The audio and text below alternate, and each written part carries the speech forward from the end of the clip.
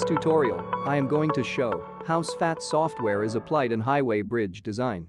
The design example is taken from John Fisher's book, A Fatigue Primer for Structural Engineers. The following is design information.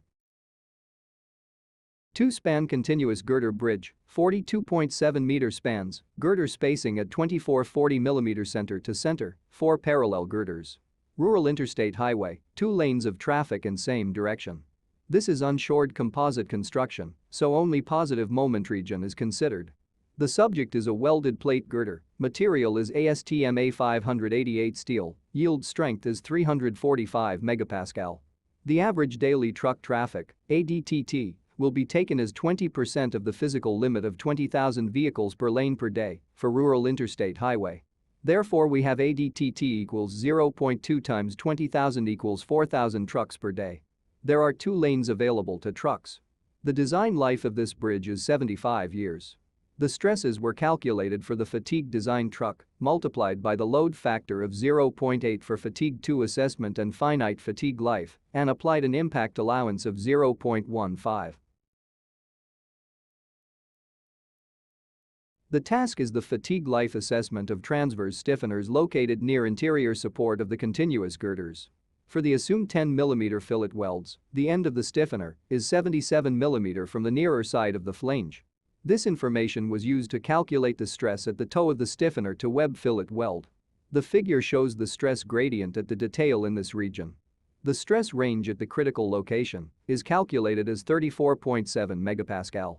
We assume that the stress range will be variable for finite fatigue life consideration, therefore the threshold stress is not applicable. The threshold stress is also called endurance limit in many standards.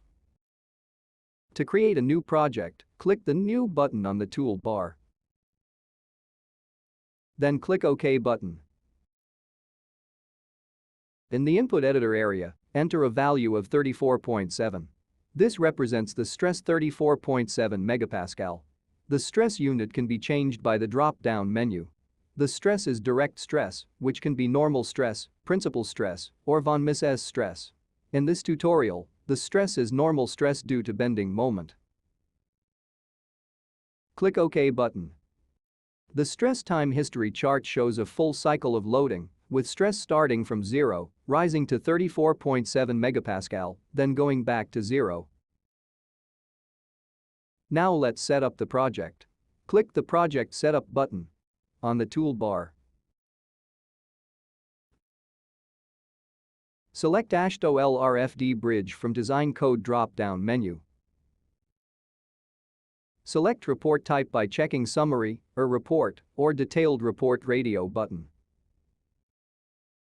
The stress type labeling group is for labeling the charts. If the user chooses to show note or element number on the charts, checking any of the radio buttons has no effect on the analysis results. The buttons take effect if you use imported FEA results. The bin size spin box is used for rain flow cycle counting. Bin size is the number of bins in stress range histogram and fatigue damage ratio charts. Changing this value will not affect calculation results, rather, it only changes the presentation of the results. The default value is 18. The value range is from 5 to 200. You can also fill in project information if you will, but I skipped this step here. Now the project setup has been completed.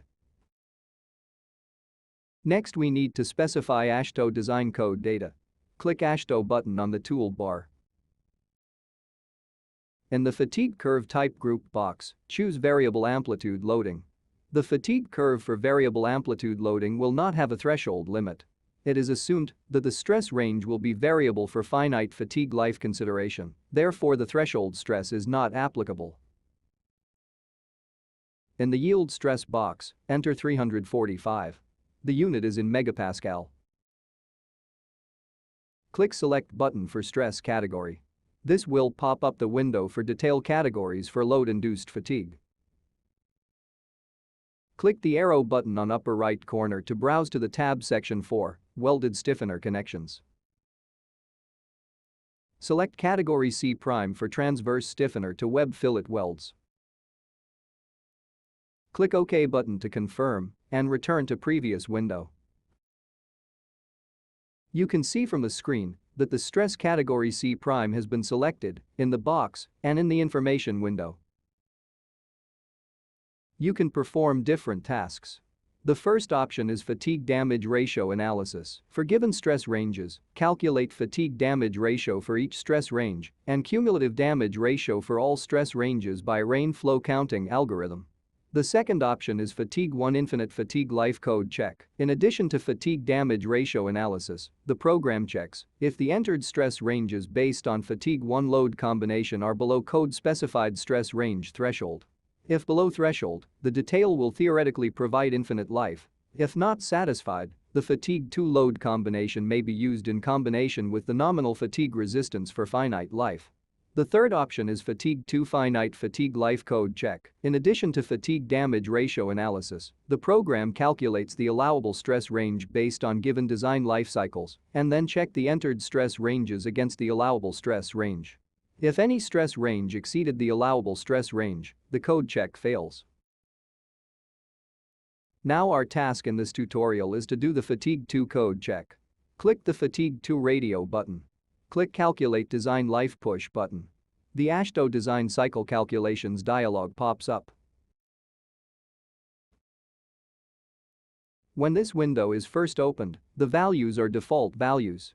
If different from required value, overwrite with the required value. Enter 75 in Design Life box. Enter 4000 in ADTT box. Check the radio button, 2 lines available to trucks, P equals to 0.85. The calculated number of trucks per day in a single lane 3400 is automatically populated in the box. To specify cycles per truck passage, under continuous girders, click the row near interior support. The cycles per truck passage N equals to 1.5 is automatically populated in the box below. The calculated design fatigue life cycles N equals to 1.39613 to the 8th power is automatically populated in the box. Click OK button to confirm and return to previous window. Now we want to see what the fatigue curve looks like. Click Plot Fatigue Curve button. The fatigue curve window appears. You can zoom, print or export the chart or change the styles of the chart by clicking the buttons on the toolbar. Click X button on the upper right corner to close the window. So far, we have the design life of 1.39613 to the 8th power and number of cycles, and we have selected stress category C' fatigue curve, and we are ready to perform the fatigue life calculation and code check. Click OK button to return to the main window.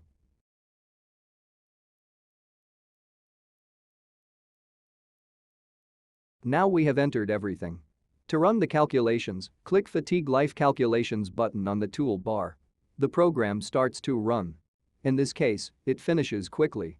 The output information window shows the status of the run and a summary of the results. As you can see from the summary, the calculated fatigue life of the given detail is 35 million cycles.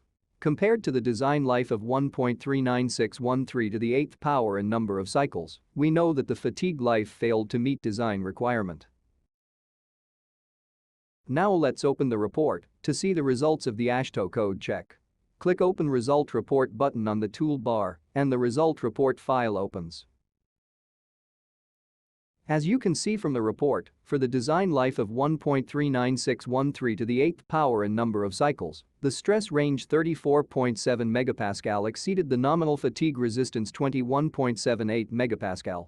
The Ashto code check for fatigue limit state failed to pass. That concludes our tutorial for today. Thanks for watching. For more information, please visit our website at fatigue-life.com or fatigue.life.